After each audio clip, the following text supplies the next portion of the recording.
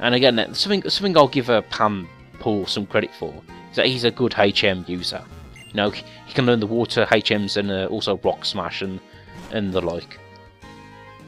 Now here's something quite meta. It's the Game Freak building. Yeah, it's the developers of the game have put themselves in the game. And the weird thing is, they actually point out the fact that you're in the game. It's like, oh, this Pokemon here. Yep, that was a Pokemon. I'll talk a bit more about him later on. Now, apparently you can get him in this city, but you need to go to a special event or something. Yeah, like I said, I can't really show that off on an emulator. But whatever, moving on.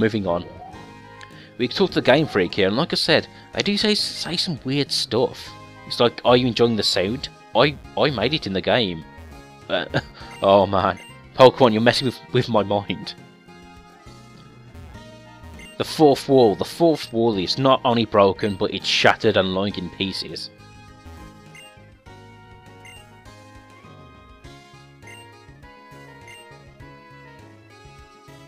Thanks for the advice, sir.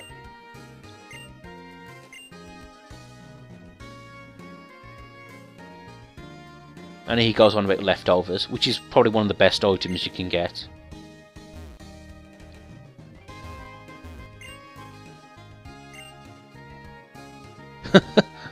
Oh, come on. What? Don't spoil the game for me. And did he say he's working on the game?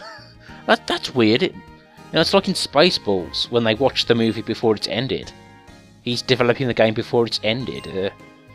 I mean, he's developing the game as we're playing it. But I'll try to do it fast. I'd hate to be playing this game and then just run off the edge of the world, because you haven't rendered it yet. Anyway, Game Freak has given us quite a freaky experience, I must say. Oh, by the way, you can come back here and fight one of the co-creators of Pokemon, which I will be doing, of course. Hooray, lemonade! Of course, we should stock up on some lemonade, because you never know when we'll be encountering a thirsty guard or something.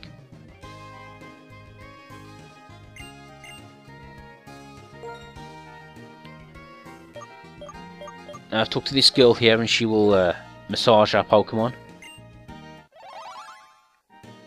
What the? Yeah, you know, you can use your imagination to wonder what that sound represents.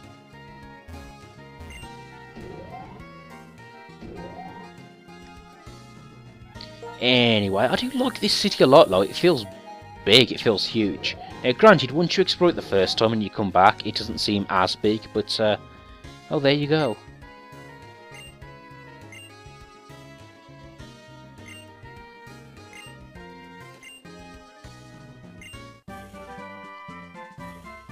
TM Rest.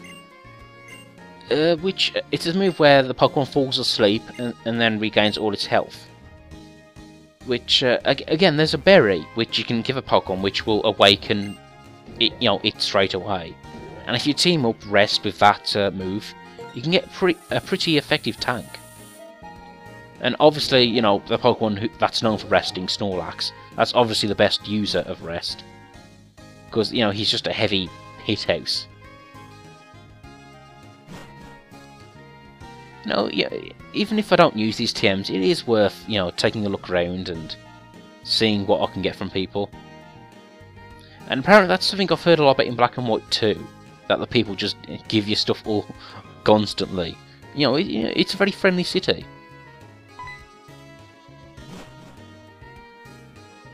Of course, we're about to head into the bug gym, but not quite. Sharon wants a word with us. Oh yeah, if you haven't, just in case you've forgotten about it, there is a story going on. And it looks like our exploration is cut short to participate in it. Yeah, Sharon, I'm sure you'll become the Pokemon's champion and the like, and whatever. Oh, good for him. At least he's enjoying his journey. And this is Burr, the leader of the gym. We just met him before, but yeah, he's a pretty cool guy. He's an artist, he's eccentric, and he's interesting. And he's into his bug Pokemon. by which I mean he just likes them. He just likes to use them in battle. That's what I mean. Yeah, so, yeah, we're nearly done with this city now. You know, it's just this bit of story and the gym battle. So I'll just say, I really like it. It's big. It feels like a big, epic, interesting city. I like the use of 3D as well. And in the next generation, we're going to have Paris as a city, and I think that will look really nice. I can't wait for that one. That'll be really cool. And again, I've said this before. I like the fact that Pokemon are like going all around the world now. They're trying different regions. Although not to nitpick about this game, because I do like it, and I do like this city, but it's based off New York, but we don't have like a Statue of Liberty equivalent. You know, I think that's a shame, because like I don't know what Pokemon would be the Statue of Liberty, but who knows what you could have done with that idea.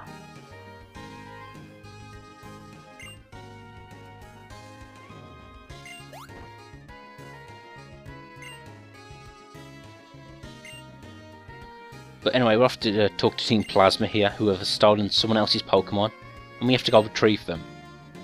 Ugh, that's all we ever seem to do with Team Plasma. They take something and then we get it back.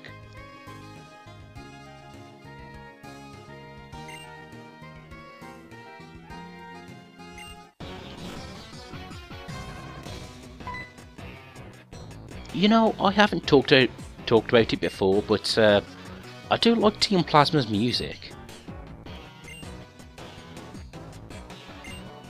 It's sort of it's sort of creepy, but it's also a bit silly, sounding.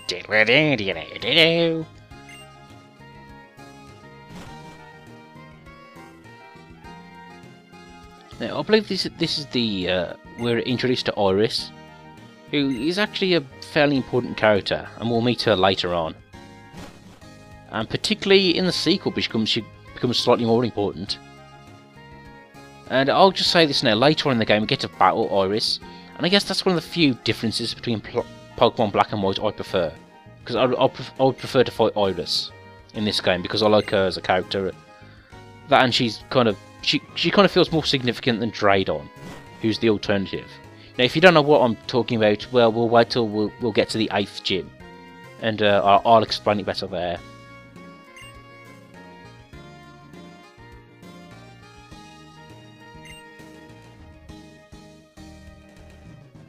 Oh, Team Plasma, you're not even that threatening. You know, I've been playing Pokemon Platinum again recently, and I must say, Team Galactic, they're actually quite difficult battles a lot of the time. Like, I'm struggling to beat the guy who leads it in the sort of dark world, but enough of Pokemon Platinum.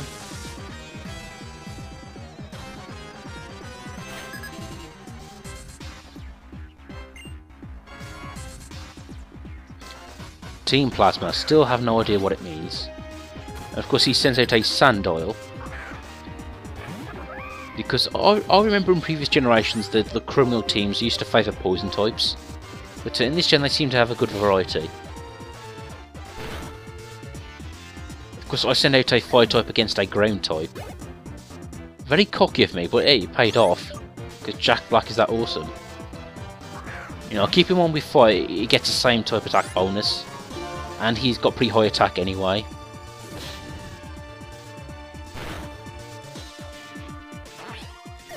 I'm loving this. I'm just punching these Sandos out of the park here. Jack Black, you are awesome. Yeah, and just in the battles in general, I'm favouring Jack Black because I need him for the upcoming gym battle. And something I did in Pokemon in previous generations where if I have a team, I always make sure they're all of the same level. Exactly. But now I've realised if I should. If I have a battle and I know I need to use a specific Pokemon, I'll deliberately level that Pokemon up higher than my other team members, because that Pokemon needs it more.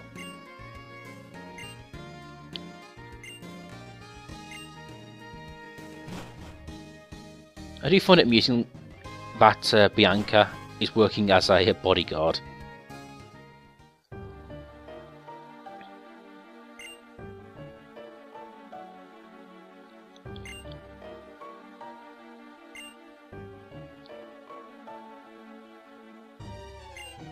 This does have a nice theme here. It's very dark, very dramatic. Suits the character a lot.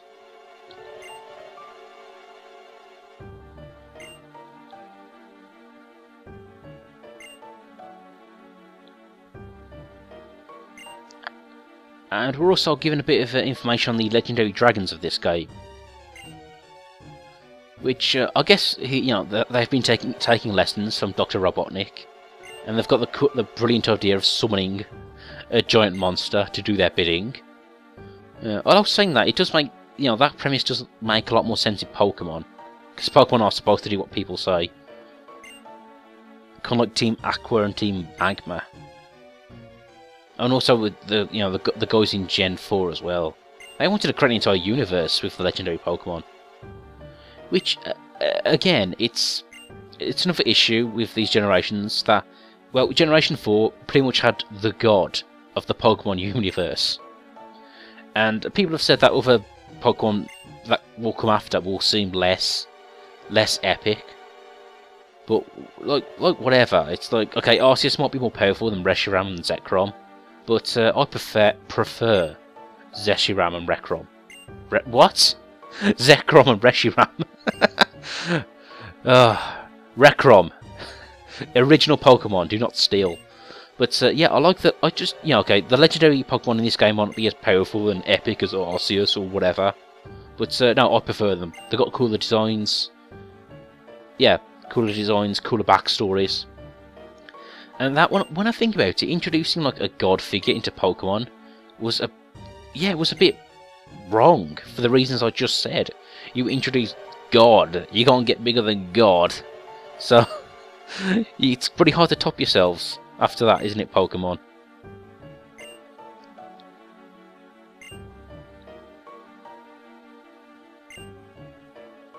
Now, I do like how Getis talks about this mysterious king figure. Whereas, if you remember the intro video of this game, you pretty much know who it is.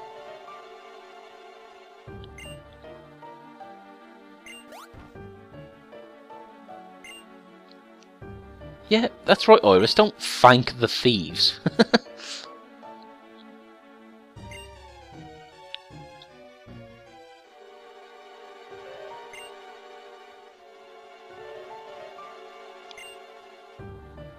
Oh, get it. Don't you realise you can't stand against the power of friendship? Friendship beats all. Well, according to Yugo, at least. And yeah, I guess that was pretty anticlimactic. I was expecting to fight one of these guys again, but no, we just had a conversation. You see, I guess criminals can be reasoned with.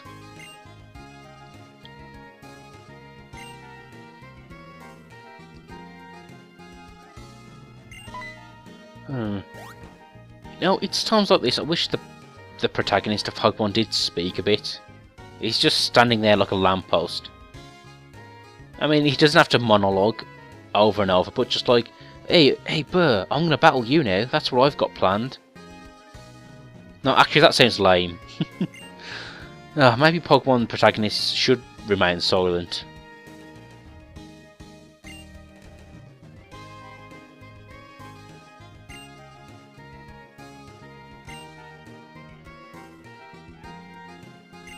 I hate to sound really cynical, or at least negative, but these kind of speeches just... I just sort of glaze over. Because maybe I've played too many anime games, but I've heard it a lot. It's just, oh, friendship is good, let's help each other. I suppose it's a good message for the Kiddywinks, but heard it all before, my friend. But then again, this game still does have a whole theme of ideals and truth and people's different opinions, so I'll give it credit. It's got a little more depth to it than the usual Pokemon stories, but there you go. And the next part will be taking on the gym leader.